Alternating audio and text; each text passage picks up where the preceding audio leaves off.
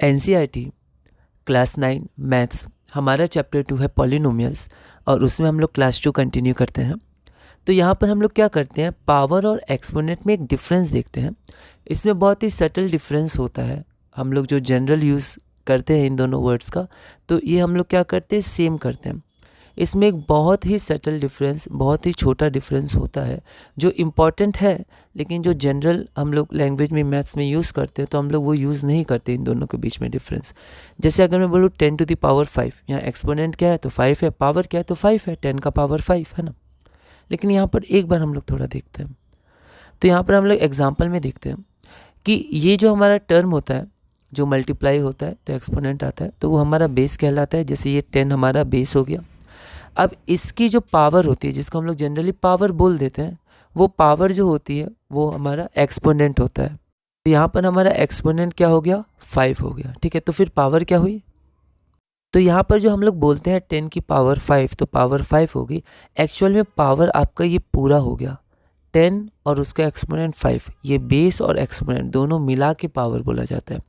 तो यहाँ पर पावर क्या है, तो 10 5, मतलब 10 का एक्सपोनेंट 5, ये दोनों क्या है, पावर है।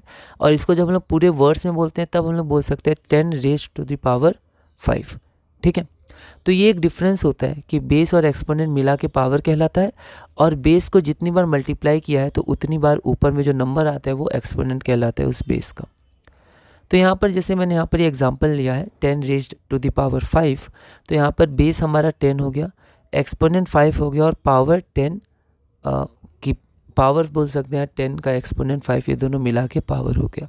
ठीक है, तो इसमें कई बार जब हम लोग इसको अलग करके बोलने की कोशिश करते हैं या समझते हैं तो बहुत दिक्कत आती है, क्योंकि हम लोग पावर्स एक्सपोनेंट्स वगैरह पहले क्लासेस से सीखते आ रहे हैं, तो हम लोग पावर ही यूज़ करते हैं, तो हम लोग पावर ही बोलेंगे इसको।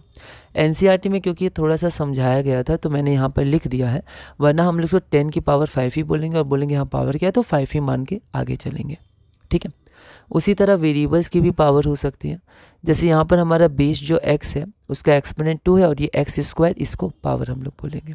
ठीक है, आगे हम लोग बढ़ते हैं, डिग्री ऑफ अ पॉलिनोमियल।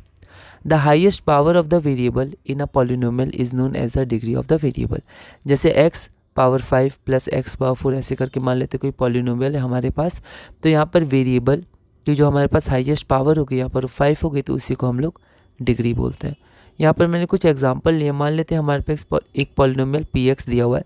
यहाँ पर हम देख सकते हैं कि highest power of variable, one variable x है, यहाँ पर हाईएस्ट पावर क्या है, तो देखिए यहाँ पर जो पहले हमने डेफिनेशन मतलब पावर के बारे में जो समझा था वो स्पेसिफिक यहाँ पर लिखा हुआ है।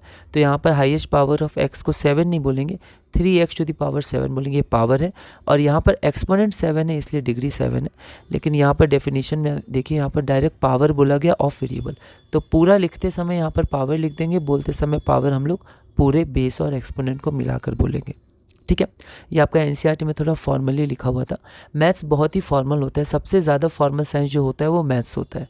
ठीक है, बहुत ज़्यादा टेक्निकल होता है, इसमें बहुत सारा रिगर होता है, बहुत ज़्यादा प्रूफ होता है, और इसका बहुत ही मतलब प्रिसाइज मेथड्स होते हैं, प्रिसाइज टर्मिनोलॉजी होती है। लेकिन अभी हमने 9th में इतना नहीं सीखना है ना। आगे अगर आप 12th के बाद कंटिन्यू करेंगे अच्छे से इसको, तब आपको ये सब मेथड्स वगैरह सिखाए जाएंगे। लेकिन यहाँ पर हम लोग बहुत ही ईजी वे में आगे बढ़ते हैं। ये मैंने सिर्फ इसलिए लिखा क्योंकि एक जनरल आपको मैथ्स के बारे में बता पाए, आप समझ पाएँ, थोड़ी फॉर्मल होती है, और साथ में लैंग्वेज इसलिए मैथ्स की कई बार समझ में आती नहीं है, इसलिए लोग मैथ्स को जनरली रीड नहीं करते हैं। रीड करते हैं इंग्लिश को, हिंदी को, एसएसटी को, साइंस को, पर मैथ्स को रीड नहीं करते हैं क्योंकि इसकी भाषा बहुत ही टेक्निकल होती है, सिंबल्स होते हैं। लेकिन आप इसको फिर भी रीड करने की कोशिश करिएगा धीरे धीरे, ये इंपॉर्टेंट है। ठीक है, तो यहाँ पर हमारे पास px हो गया, तो हाईएस्ट पावर है x, 3x to the power 7 हो गया, एक्सपोनेंट 7 हो गया, डिग्री हमारे पास 7 हो गया। उसी तरह qy अगर मैंने एक पॉलिनोमियल लिया तो यहाँ पर डिग्री हमारे पास 6 हो गई, 5 by two the power 6 power हो गया, उसमें वेरिएबल की डिग्री 6 हो गई, हाईएस्ट पावर 6 है। हम लोग अभी जनरल आगे बढ़ेंगे, पावर भी वही, एक्सपोनेंट भी वही। Find the degree of each of the polynomials given below, तो यहाँ पर ये 1 है, यहाँ पर ये 2 है, यहाँ पर ये 3 है। एनसीईआरटी सॉल्व एग्जाम्पल इसको देखते हैं। तो गिवन पॉलिनोमियल लिखने का तरीका है, मैंने मान लिया px है, गिवन के साथ ही मैंने लेट भी ले लिया, इसका नाम px मैंने रख दिया। डिग्री क्या हो गया, तो यहाँ पर पावर कितना, हाईएस्ट पावर, तो यहाँ 4 है, यहाँ पर सॉरी यहाँ 5 है, यहाँ 4 है, तो हाईएस्ट पावर क्या है वेरिएबल की 5 है, तो डिग्री 5 हो गया। सेकंड में यहाँ पर y है, तो हमें ध्यान देना है, कई बार अगर इसका नाम देंगे तो हम लोग px लिखते हैं क्योंकि हमारे हाथ में वो बैठा हुआ है, हम लोग लिखते हैं सिर्फ px qx। और अगर हम लोग कुछ और थॉट्स है मन में और हम लोग लिख रहे हैं तो सबकॉन्शियसली हम लोग px ही लिख देंगे, फिर ध्यान आएगा कि यहाँ तो y लिखना था। तो इसके लिए हमें बहुत ही केयरफुल रहना है क्योंकि सबकॉन्शियसली कुछ कुछ इन्फॉर्मेशन स्टोर हो जाती है। तो यहाँ पर हमें ध्यान रखना है कि यहाँ पर हमारा वेरिएबल y है। हाईएस्ट पावर क्या है, तो आप देख सकते हैं 8 है यहाँ पर। वैसे 8 पहले आता पर कोई दिक्कत नहीं है, कॉम्यूटेटिव होता है, तो इन टर्म को आप प्लस करिए पहले या माइनस करिए, कोई दिक्कत नहीं है। तो यहाँ पर 8 हो गया पावर, तो हमारे पास डिग्री 8 होगी। अब यहाँ पर 2 है, यहाँ पर कोई x तो है नहीं जिसकी पावर हम लोग देखें, तो हमें ध्यान रखना है कि 2 को हम लोग लिख सकते हैं 2x⁻0। क्वेश्चन आया था, मतलब ऐसा क्वेश्चन आ सकता है कि ये पॉलिनोमियल 2 है, इसमें आपका कोफिशिएंट क्या है x⁻0 की, ठीक है। तो यहाँ पर पहली बात तो x⁻0 है नहीं, तो पहले x⁻0 लाना पड़ेगा। तो जैसे हम लोग x⁻0 लाएंगे तो यहाँ पर आपका उसके बगल में 2 आ जाएगा, तो x⁻0 का कोफिशिएंट 2 हो जाएगा। या फिर क्वेश्चन ऐसे पूछ सकता है कि यहाँ पर जो हमारे पास 2x⁻0 है इसकी डिग्री क्या है, ठीक है। तो यहाँ पर अब हम लोग वैसे ही कंटिन्यू करते हैं कि 2 can be written as 2 × x⁻0, क्योंकि डिग्री आपकी होती है वेरिएबल के हाईएस्ट पावर, यहाँ तो वेरिएबल है ही नहीं, तो 2 × 1 को लिख सकते हैं x⁻0, तो 2 को लिख सकते हैं x⁻0, मतलब 2 को लिख सकते हैं 2x⁻0। तो यहाँ पर वेरिएबल x हो गया, उसकी हाईएस्ट पावर मतलब 0 ही है, तो हाईएस्ट पावर भी 0 हो जाएगी।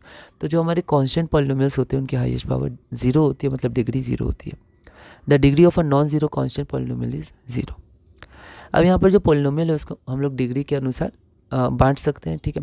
जैसे हमने बाइनोमियल, मोनोमियल, बाइनोमियल, ट्राइनोमियल और फिर 4 टर्म्स 5 टर्म्स ऐसे देखा था, वैसे इनके भी नाम होते हैं, डिग्री 1 हो, डिग्री 2 हो, डिग्री 3, डिग्री 4, 5, 6 ऐसे करके। तो जनरल हमें 3 को स्टडी करना है, लीनियर, क्वाड्रेटिक और क्यूबिक। उसमें भी हमारा मेन फोकस रहेगा क्वाड्रेटिक पर, ठीक है। इसे हम लोग आगे भी कंटिन्यू करेंगे, आपको 11th में भी इसके बारे में अच्छे से पढ़ना है, 10th में भी अलजेब्रा का बहुत यूज़ है इन सब का, पॉलिनोमियल्स का। तो लीनियर, क्वाड्रेटिक और क्यूबिक, लीनियर की डिग्री 1 होती है, क्वाड्रेटिक की 2 होती है हाईएस्ट डिग्री, और यहाँ पर क्यूबिक की हाईएस्ट डिग्री, मतलब डिग्री है तो हाईएस्ट पावर हो ही जाएगा, तो हाईएस्ट नहीं बस डिग्री हम लोग बोल सकते हैं। तो लीनियर है पॉलिनोमियल की डिग्री 1, क्वाड्रेटिक की डिग्री 2, क्यूबिक की डिग्री 3, और यहाँ पर एक बाई क्वाड्रेटिक होता है, इसकी डिग्री 4 होती है, क्विंटिक इक्वेशंस होते हैं, ठीक है, इनकी डिग्री 5 होती है। सब हायर स्टडीज़ है, पर ऐसे मैंने नाम लिख दिया। अगर 4 होगा तो आप लिख सकते हैं polynomial with degree 4 and 5 polynomial with degree 5, वैसे पॉलिनोमियल विद डिग्री 6, इसी तरह आगे बढ़ सकते हैं। What is the standard form of linear polynomial, quadratic polynomial, cubic polynomial? Give some examples. तो एग्जाम्पल्स आप बहुत सारे दे सकते हैं, 3x - 2, x + 2, x + 3 ऐसे करके, बट जो आपका स्टैंडर्ड फॉर्म होती है वो लीनियर की होती है ax + b, या a और b कांस्टेंट है और a नॉट इक्वल टू 0। उसी तरह क्वाड्रेटिक की ax² + bx + c, जहाँ abc कांस्टेंट है, a नॉट इक्वल टू 0, क्योंकि a 0 हो जाएगा तो x² का टर्म ही हट जाएगा, बगल में 0 है ना, तो bx तो फिर डिग्री 1 हो जाएगी, मतलब लीनियर बन जाएगा। यहाँ पर मैंने एग्जांपल दे दिया, तो अगर a की वैल्यू 3 चुने, b की वैल्यू -2, तो ax + b, तो 3x + b, और -2 है तो प्लस माइनस माइनस तो -2।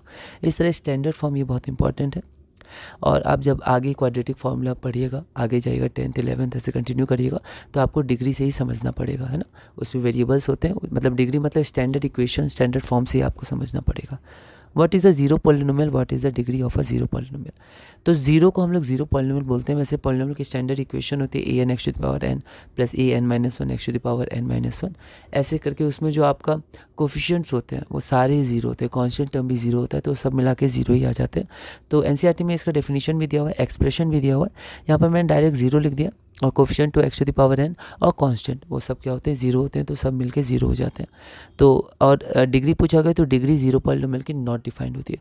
तो आप ऐसे नहीं करिएगा 0 × 1 0 x⁴0, तो यहाँ भी ज़ीरो हो जाएगा हमारी डिग्री, क्योंकि x⁴0 है, जैसे 2 3 कांस्टेंट पॉलिनोमियल्स में किया था। ऐसे नहीं होते, इसके कुछ रूल्स होते हैं, स्पेसिफिक रूल्स होते हैं, वो सब हायर स्टडीज़ के होते हैं, वहाँ पर होते हैं। तो यहाँ पर बस हमें ऐसा ध्यान रखना है कि यहाँ पर ये ज़ीरो की जो डिग्री होती है वो नॉट डिफाइंड होती है। अगला है which of the following expressions are polynomials in one variable and which are not, state reasons. तो देखते हैं एनसीईआरटी एक्सरसाइज का क्वेश्चन, हम एक बार ट्राई कर सकते हैं। पहला हमारे पास ये है, तो देख सकते हैं यहाँ पर सिर्फ x वेरिएबल है, x is the only variable in the above polynomial, therefore 4x² - 3x + 7 is a polynomial in one variable. उसके बाद हमारे पास है y² + √2, यहाँ पर हमारा ओनली वेरिएबल y है, y is the only variable in the above polynomial, therefore y² + √2 is a polynomial in one variable. तो 3√3 + t√2, तो यहाँ पर हम लोग देखते हैं, तो यहाँ पर अगर आप देखिएगा तो आप कह सकते हैं यहाँ टी ही है, तो ये पॉलिनोमियल इन वन वेरिएबल, लेकिन आपको ध्यान रखना है ये पॉलिनोमियल ही नहीं है। ऐसा क्यों? ऐसा इसलिए क्योंकि हमने पहले ही देखा था रूट टी है, टी की पावर हाफ, ये आपका फ्रैक्शनल है, होल नंबर नहीं है। और पॉलिनोमियल में जो हमारे पास पावर्स होती हैं, है ना, या फिर एक्सपोनेंट्स आप कह सकते हो, वो होल नंबर होना चाहिए। तो ये आपका पॉलिनोमियल ही नहीं है एक्सप्रेशन। उसी तरह यहाँ पर आप बोल सकते हैं यहाँ पर वाई वाई एक ही पॉलिनोमियल होगा, मतलब ये हो जाएगा, लेकिन ऐसा नहीं है, क्योंकि यहाँ पर डिनोमिनेटर में वाई है तो ऊपर जाएगा वाई टू द पावर -1, तो यहाँ पर जो हमारे पास एक्सपोनेंट है वाई का वो -1 है, निगेटिव हो गया। लेकिन अगर ये पॉलिनोमियल है तो पॉलिनोमियल में आपका जो एक्सपोनेंट होता है, डिग्री होता है, वो आपका पॉजिटिव होना चाहिए, मतलब होल नंबर होना चाहिए, पॉजिटिव नहीं होल नंबर, क्योंकि जीरो ना पॉजिटिव होता है ना निगेटिव, तो हम लोग बोल सकते हैं नॉन निगेटिव होना चाहिए, पॉजिटिव प्लस जीरो। लेकिन यहाँ पर निगेटिव है तो आपका ये पॉलिनोमियल ही नहीं है। अगला देखते हैं, तो यहाँ पर हमारे पास ठीक है, ये तो हमारा पॉलिनोमियल है, होल नंबर्स हैं, एक्सपोनेंट।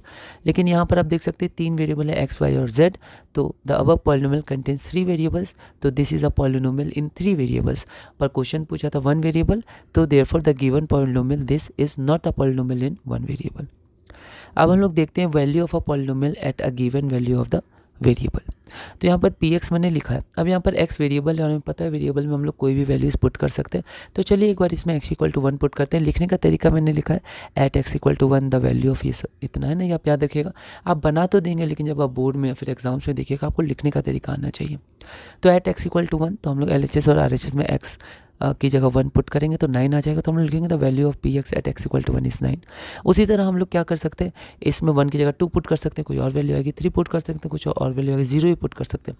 अब कई बार हम लोग ऐसा सोच लेते हैं 1 पुट करेंगे तो आंसर 1 ही आएगा, नहीं 1 नहीं आएगा, वो डिपेंड करेगा आपके पास क्या एक्सप्रेशन है, प्लस है माइनस है, क्या टर्म्स है, कौन किससे मल्टीप्लाई हुआ है। अब 0 पुट करेगा ऐसा नहीं 0 ही आएगा, नहीं कुछ भी आ सकता है, कोई वैल्यू। जैसे आप यहाँ 0 पुट करेंगे तो -3 आ जाएगा, कोई दिक्कत नहीं है, अलग अलग वैल्यू से दे सकते हैं। अब यहाँ पर जैसे अगर पास 2 वेरिएबल है, ठीक है, ये सब हम लोग हायर स्टडीज़ में स्टडी करते हैं 2 वेरिएबल्स के बारे में। अभी हम लोग को जनरली 1 वेरिएबल से ही डील करना है। तो यहाँ पर अगर लिखना चाहें 2 वेरिएबल में, तो हम लोग इसको ऐसे लिख सकते हैं क्यू एक्स कॉमा वाई, एक होता है तो क्यू एक्स या क्यू वाई, 2 है तो क्यू एक्स कॉमा वाई। यहाँ पर 2 वेरिएबल है, अब हम लोग एक्स की 1 मान लेते हैं वैल्यू, वाई की 3, तो 1,2 वैसे ही करेंगे। थोड़ा ध्यान रखेंगे यहाँ पर 3 है 2 नहीं है, तो हल्का सा कंसंट्रेशन लैग होगा तो हमारा हाथ सबकॉन्शियसली कुछ ना कुछ लिख देगा। तो हमें बहुत ध्यान रखना है, नॉर्मल है, कॉमन है, पर हमें इसे पहले पहचानना है, फिर इसे धीरे धीरे प्रयास करके ठीक करना है। तो यहाँ पर हमारे पास 16 आया, तो हम लोग लिखेंगे कैसे, the value of q x y at x equal to 1 and y is equal to 2 is 16। अगला क्वेश्चन है find the value of each of the following polynomials at the indicated indicated है at the indicated values of the variable.